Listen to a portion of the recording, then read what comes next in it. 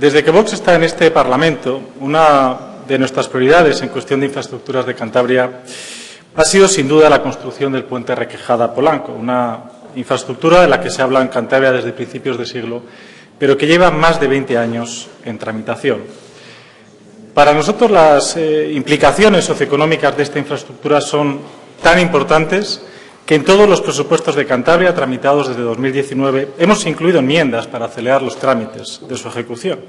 Bien es cierto que ninguna de ellas fue aprobada por el anterior Gobierno socialista, como tampoco fue aprobada en su momento la proposición no de ley que presentamos en octubre de 2021 para agilizar esta infraestructura estratégica.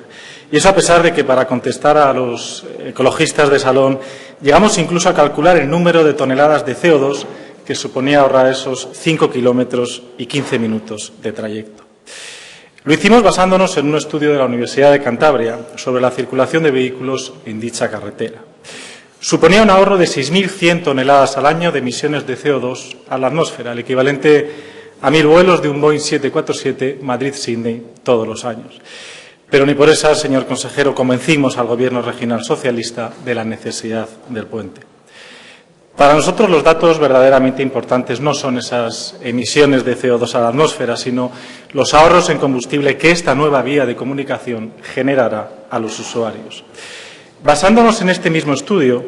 la construcción del puente y de la carretera entre Requejada y Suances supondrá un ahorro de 54 millones de kilómetros recorridos por coches y de 1,5 millones de kilómetros recorridos por camiones, lo que supondrá un ahorro medio anual para los usuarios de dicha vía de más de 6 millones de euros en combustible. Y lo que significa que, si se hubiera ejecutado el proyecto inicial, que suponía una inversión de 24 millones de euros, esta inversión se habría recuperado por los ahorros de los usuarios de la vía en menos de 5 años. Este es el concepto que Vox entiende como inversión pública eficiente,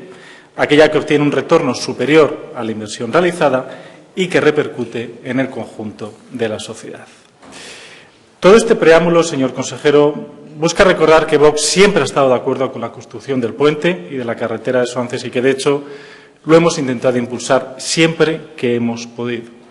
Creemos que será un cambio estratégico en las comunicaciones de esta zona de Cantabria, que potenciará tanto la actividad económica como la movilidad de sus vecinos y que desarrollará urbanística, social y económicamente el entorno de una manera muy positiva. Y en este mismo sentido, desde Vox entendemos que cada año que pasa sin realizarse la obra supone un coste de oportunidad incalculable para la economía regional. Fíjese,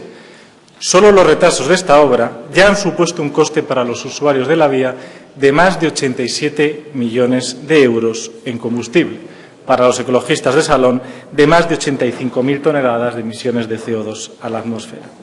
Coste que no se han podido ahorrar los usuarios de la vía, dado que, a pesar de que el proyecto se anunciaba a principios del siglo, probablemente en alguna campaña electoral, el Gobierno regional socialista, en 20 años, fue incapaz no ya de realizar la obra, sino ni siquiera de poner la primera piedra del basamento de la misma. La situación ha cambiado, las perspectivas parece que son favorables, lo que ha llevado a que, a medida que avanzamos en el proyecto, nos surjan algunas dudas que le agradecería nos aclare en la medida de lo posible. Y nos han surgido, entre otras cuestiones, porque casi siempre los diputados de esta Cámara nos enteramos de los proyectos de este Gobierno a través de pequeñas pinceladas en los medios de comunicación, incluso antes de que el Gobierno nos informe por cortesía parlamentaria en esta Cámara. De hecho, hace varias semanas se publicó un publirreportaje en un periódico local en el que se hablaba de colaboración público-privada en la construcción del puente y la carretera. Y en ese momento nos surgió la duda de qué entiende este Gobierno por colaboración público-privada en el desarrollo de una carretera.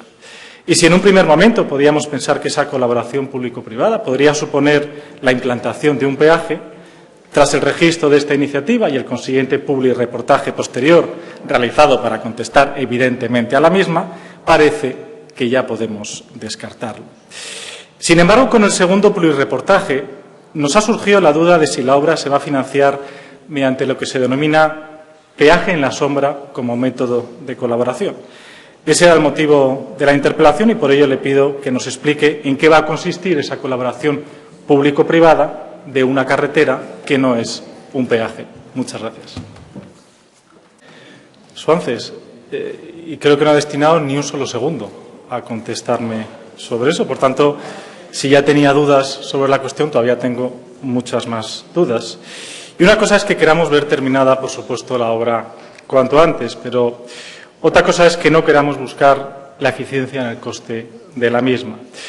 Por eso le agradecería nos contestara, una vez que ya parece ser que ustedes ya tienen estimados los números gordos de la obra, al menos lo han publicado en los medios de comunicación, qué implicaciones se prevé que tendrá el contrato de mantenimiento de dicha infraestructura. ¿Cómo piensan calcularlo y cuál es el margen de beneficio objetivo que ustedes están calculando, dado que en un planteamiento similar es el que está vigente en la gestión del Hospital Universitario Marqués de Valdecilla y en ocasiones se han generado conflictos entre el concesionario de dicha instalación y la Administración? Y, por otro lado, no llegamos a entender por qué se debe plantear una financiación como la que ustedes han anunciado en los medios de comunicación, que puede considerarse hacer trampas en los presupuestos, ya que no estamos hablando de una financiación plurianual que consta de forma clara en los presupuestos y en el límite de la deuda, sino que estamos hablando de enmascarar deuda y financiación de obras mediante un contrato de servicios. Y si el edificio de oficinas y museo que están ustedes construyendo en Puerto Chico nos va a costar algo más de 65 millones de euros y tiene claramente determinados los pagos plurianuales, no entendemos por qué una obra de menor importe y un plazo de ejecución mínimo de 3 ejercicios presupuestarios no se aplica el mismo sistema de financiación. Como tampoco entendemos que si el Gobierno tiene superávit presupuestarios, se utilice un sobrecoste de financiación de una obra con un procedimiento no habitual, cuando la gestión tradicional de la deuda reduciría el coste.